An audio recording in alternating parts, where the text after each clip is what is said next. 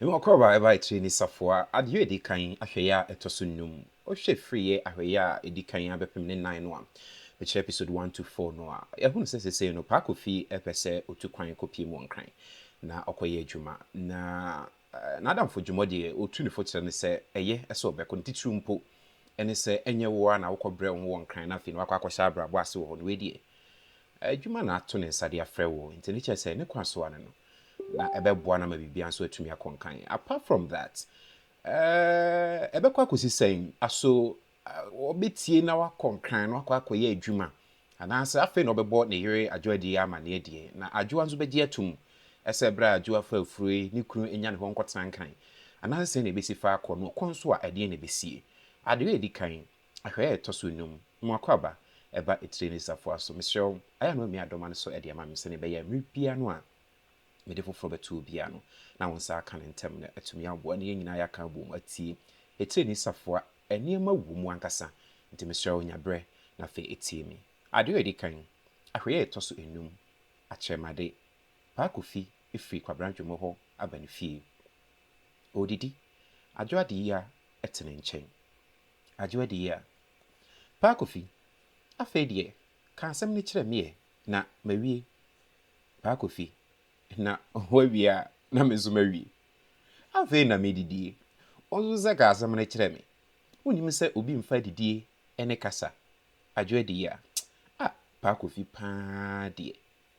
da wonu obi ehia na ma oni no ayesa akwada no Paa Kofi enye sa ye die se wo awani tuase medidi adwoade ya eja mesrew eye why twaso man so wa uwie na wa woboju a na waka asem na kire me se enso wo mpese wo kan na wajai owura dan mu Paa Kofi nso adidi awie Paa Kofi adwoade ya ETIRE NNI SAFOA obenyina Kofi nchen Paa Kofi tena se se me frɛ wo a enye boni bia asem ni ntia adwoade ya se die ama asem ni mu de mpo atu Paa Kofi asem be ne mu de atu yama wo ntia asante wa hu adwoade ya achinchina okosi asokwan se hwe onwamati kopo Paa Kofi to aso asem a yaka atimu no ena emu de tu ne nya asem a unya nte ho hwe adwoade ya yo mate why kana mitie Paa Kofi adwoa enye boni bia o na emom no krata bi na odi free nkan abre me enese me meye adwuma ewo ho adwoade ya ye tigare bofo nyina mpon atiko patase fofie benimu apia medam asio obaba ne nsam yenum ewo soro esori ko ha ba ha nananum nsamanfo medam asia henewa medam asese motie me sofre ene de se asem asa Paa Kofi se wahunu se wabobom potem ha bosum wiase nyina din maako asukwa bana dwemo no mfie nkwantia tano de wetwa no agya nim niema kokko a ya ayo pamu kwa adwoade ya Paa Kofi me de jantoto ano na kana minti na abosoma me bobɔ wo mu din emu de wo he na ye mikro mu bosom Paa Kofi odo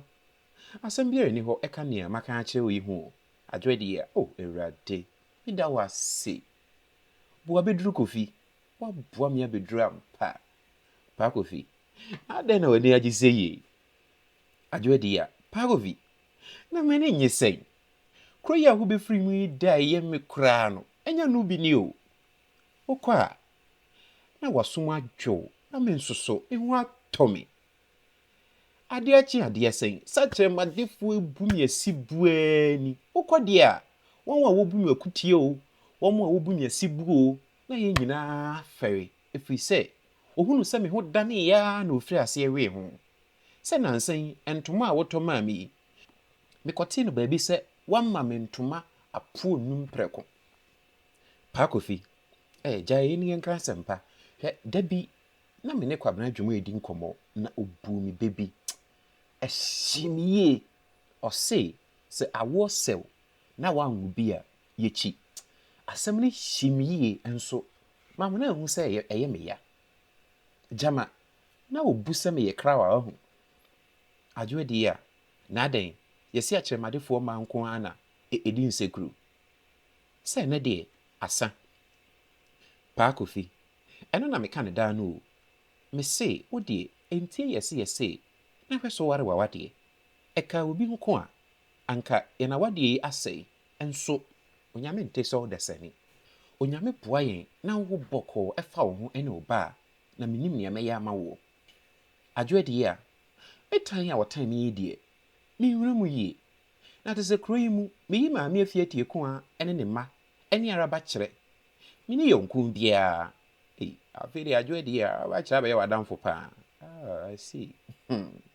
onyame yɛ adom na me free ha na mɛsan aba bio a ɔdansefo a ne me na ɛyɛ wɔn sɛ gyama na wo bɛware akyerɛmadefoɔ ɛmaba a wayi bia na ahweawa no sɛ hwrɛma enso ontumi mmɔ ɛna mpaboa yi nso fata ɔhene ba enso onya nhyɛ Paa Kofi na krataa yi mu asɛm mpo ama manka ɛna wode wode abetware mu asɛm de watie wie no ɛna wo bibi ka fa ho a na waka wode wote dase abrɛwa na wama okoro waso adwo di ya na ye wo na wo se asɛm biara ni hɔ yi na da bɛn na wo bɛkorɔ na Paa Kofi nya adwene kwa no ha umu bisa wo se asɛm no ɔdɔ asɛm no no na baka kyerɛ afei de wo se asɛm no watie ngi Paa Kofi adwo da yi a adwo di ya ene da bɛn mponi ene efiada obu ni nsa ɔkyena memene kwasie adwo na ye de yesa bo entipoa no na megimi di sɛ na megidi sɛ obɛma wo bɛ bosome mienu bi a wo de bɛya hoboa o Paa Kofi ɛyɛ me sekretaa no na akyɛ kwan so mehwɛ da a wɔde twerɛ no a metumi hu sɛ akyɛ kwan so kakra sɛ ne ayɔ no memfa nneoma dodo bia afei megya wo hɔ na onyame yɛ adom na wo firi mu firi a ma ba bɛfa wo ebi a enuru saa brɛ no na menya baabi pa atena mmom bonsumo ha yi die enha me papa adwo di ya ampa saa nso ye Paa Kofi ene me boy irede de mame atieku aba hwene no ama no aba sese die ni sina no aha me yie okoe Paa Kofi ono kon kasa na ye die me ye de deni nkran brabo kroti senkran ye keka eso tena ya eho bia ye nto entisa kyeremade ha na waka sɛ ye die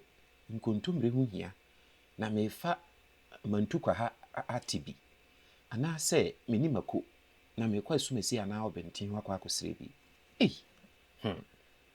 eni hosa ye nkote aduru nso mra eno ane ahan ni nyina gye sɛ woto botom na kroimu na otena pesika ama yeyi edi saa na bonsuni nimo anu muntumi mafie sese de asɛm no to kusi ampa asɛm no kra etoda bi na wodwene ho a na wohunu sɛ enye bonsunum na aye biribie adwo de ya osan ba ho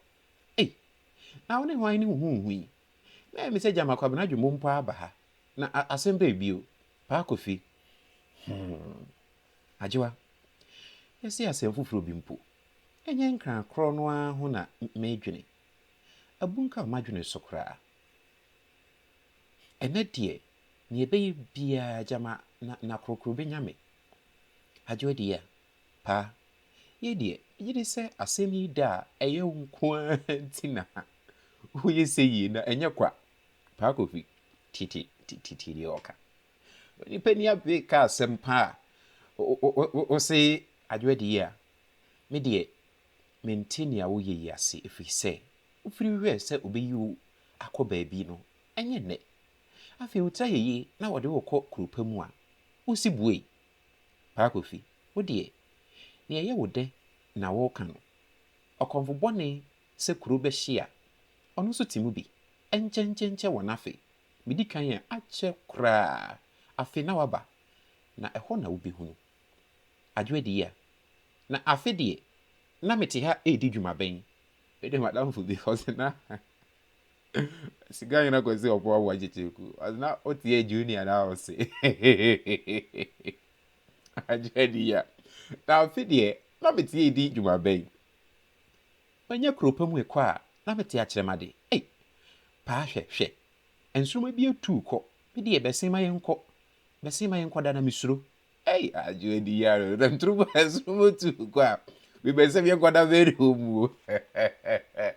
mpanyinifo de ekodi mpanyinifo de ya do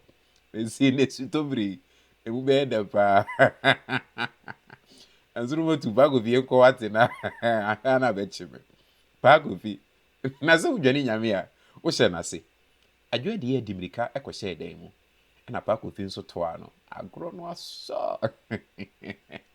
Israel aye toso adwe dikra aye toso num abana wie ya. Please kindly subscribe to my YouTube channel, okay? Na fe no menkoso emfamre mrano na menkoso emfamre e episode 6 ebebrew